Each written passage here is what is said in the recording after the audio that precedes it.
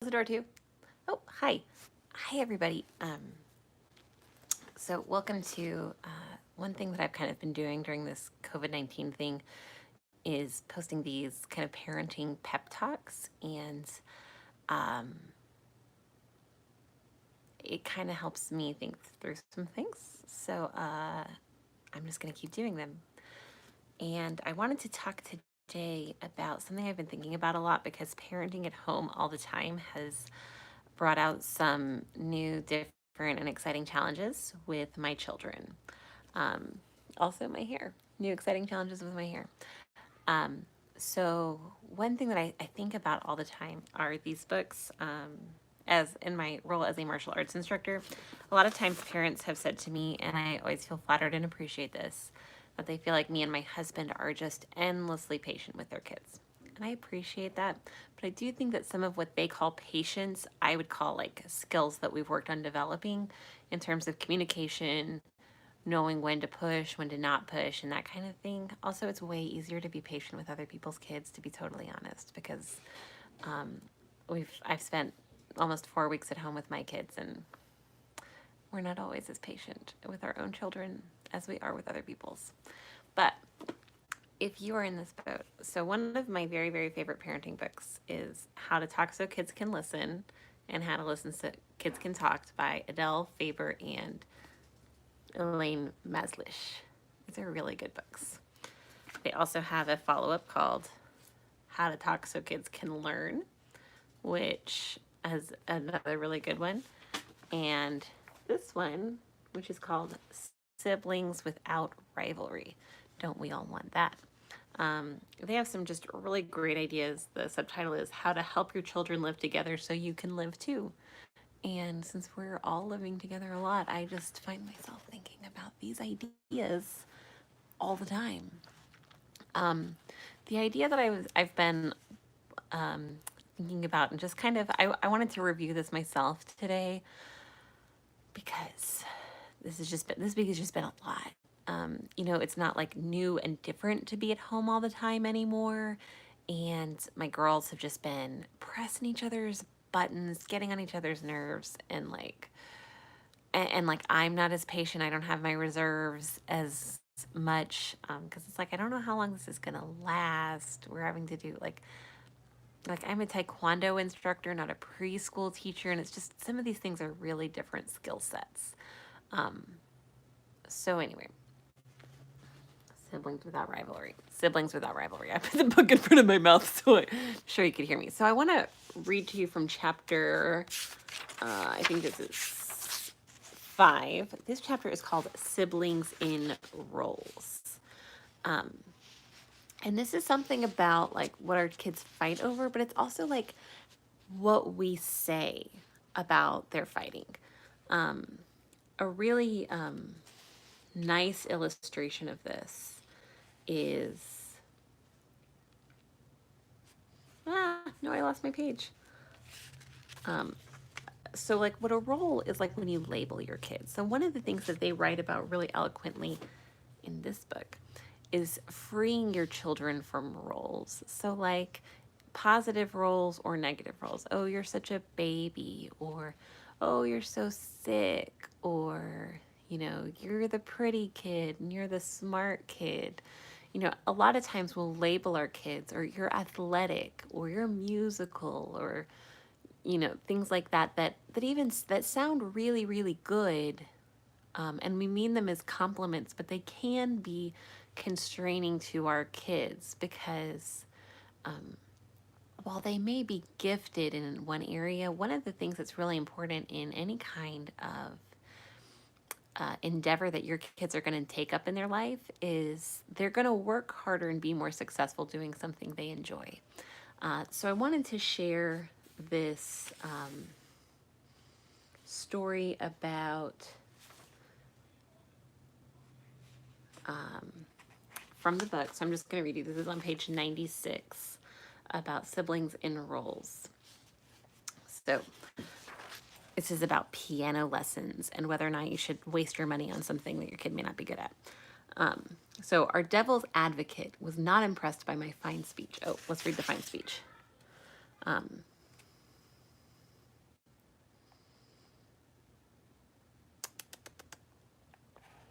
Let's see. Someone asked, isn't it possible to have a family where each sibling's role somehow meshes smoothly with the others and the whole family functions as one harmonious unit?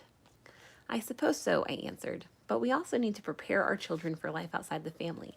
And life demands that we assume many roles. We need to know how to care for and be cared for.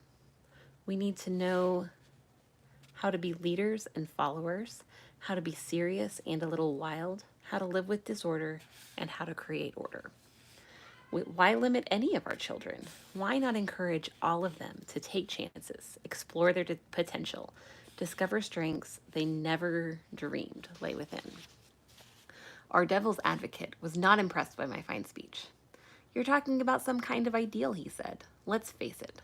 People have natural abilities and natural limitations.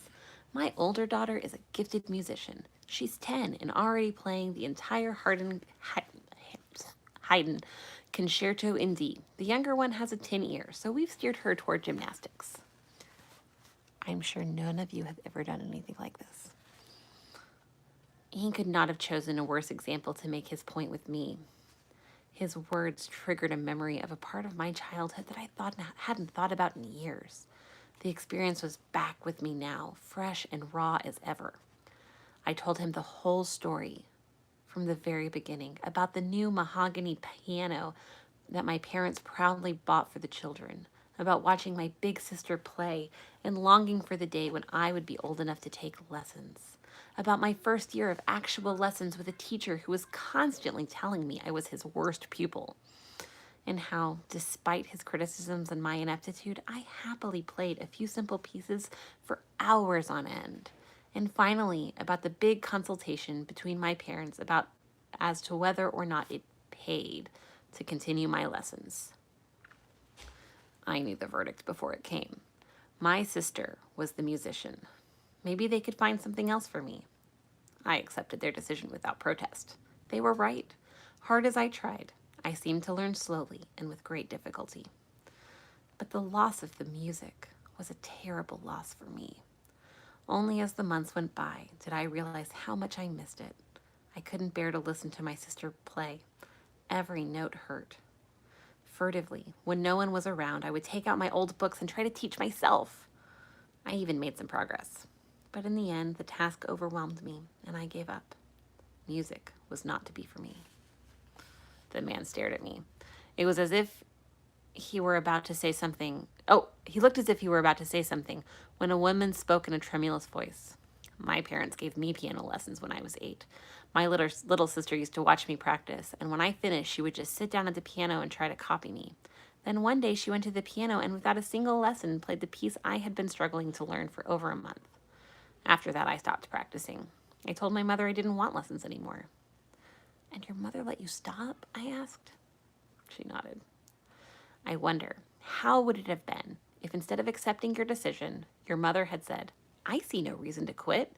You seem to be enjoying the piano lessons and you're making progress. How would you have responded to that? I asked.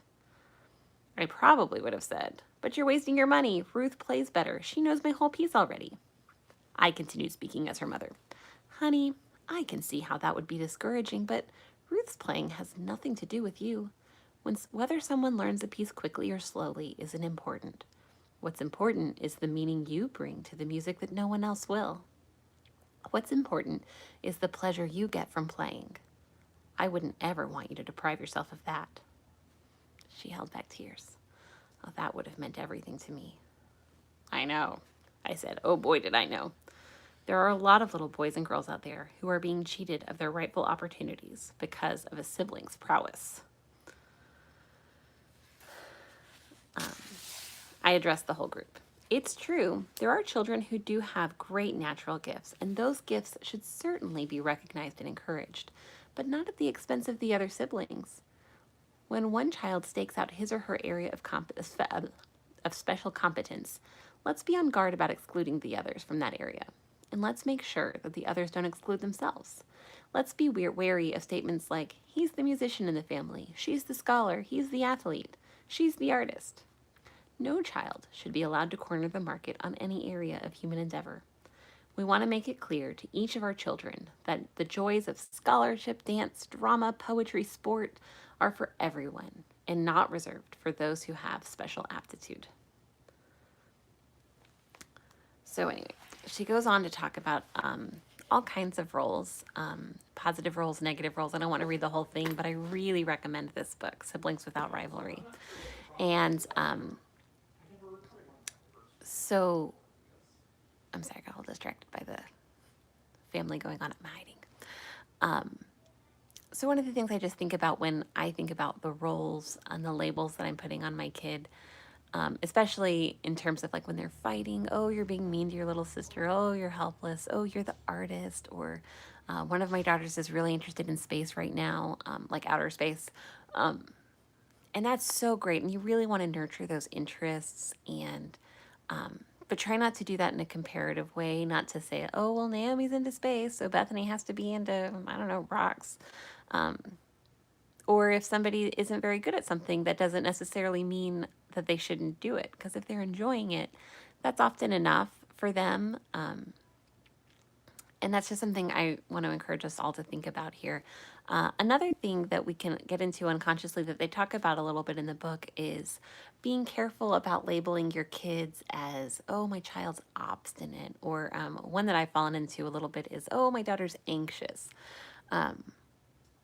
There's that great parable where like a young boy is talking to his grandfather, and the grandfather tells him a story about there's two wolves inside him, and one is fear and anger and stuff, and the other one is calm and problem solving. Anyway, one of them is good and one of them is kind of negative. And the little boy asks him, well, which wolf is going to win? And the grandfather says, the one I feed. And I think it can be like that with our kids. I always think of behavior as something that we're going to, with our attention, with our response, we're feeding behavior. So if my kids only get my attention when they're fighting or yelling or screaming or in pain, then they're going to be fighting, yelling, screaming, and in pain a lot more than if they can get my attention some other way. And that's hard. Like, I'm just going to say, like, right now with this whole COVID-19 thing happening, it's really hard when you're trying to work at home or not work at home or whatever you're trying to do. It can be overwhelming for your kids. But just kind of what I've been trying to do is to carve out some time with my kids that I know that they can count on, and trying to give them what they need. That's been a little bit harder for me with my younger daughter, who's 4.5. Because what she needs from me right now is like, we need to sit down and play blocks or dolls or something like that. That's kind of what she needs from me, or to sit down and read a book. And my older daughter, she sometimes needs to sit down and have a little talk about her day and her feelings. And they also need time away from each other. So today, my older daughter went on a bike ride, and I took my younger daughter on a drive, and we did, a socially distant drive, but just to kind of get out of the house and get away from each other so that they're just not picking on each other all day. So it's just something to think about if you have multiple kids in your house, or even if you have just one kid in your house, like, oh, well, you're always so quiet, or, oh, you're always so good, I can count on you, or why do you drive me crazy? Just kind of like notice when you're using a label with your kid like that, because it's I think with emotions and with feelings, it is really useful to name those things. I would just try to like think about like avoiding words like always. Just think about, oh, this is how you feel right now. And whatever right now is can change. You can feel less like this later or more like something else later. Anyway, I've gone a little bit longer than I normally do with these things. But I do think it's just a really useful thing to think about. I think that the Siblings Without Rivalry book is indispensable if you have multiple children. It's a really easy read. It has a lot of like cartoons to illustrate some of the ideas like this. So I think that there's like this difference between naming an emotion, which can be really, really valuable for giving your children the vocabulary they need to name and understand their experience and kind of make sense of what's going on around them. and labeling them, which can feel kind of permanent and limiting because what we want to do is to free our children to be themselves. That's one of the things that I think is the goal of parenting is I don't want to make my kids into mini me's because I already exist and I'm already being me. I want to make them them, or well, I don't want to make them. I want to help them become themselves. And that's not easy to do, and we're not going to get it right all the time.